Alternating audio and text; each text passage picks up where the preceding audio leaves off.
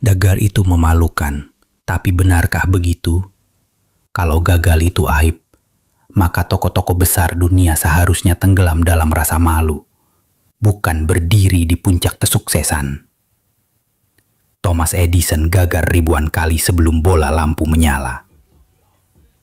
Steve Jobs pernah dipecat dari perusahaannya sendiri.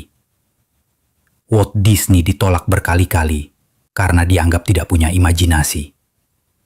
Bayangkan, jika mereka berhenti karena malu, dunia tidak akan pernah merasakan karya mereka.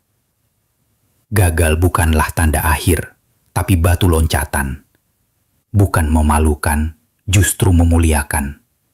Karena dari kegagalan, lahirlah ketangguhan yang membuat seseorang layak disebut sukses.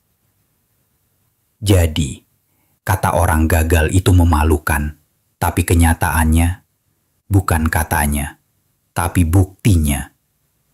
Kalau kamu percaya setiap kegagalan bisa jadi awal kesuksesan, tekan tombol subscribe sekarang. Biar kita sama-sama belajar dari kisah-kisah luar biasa lainnya.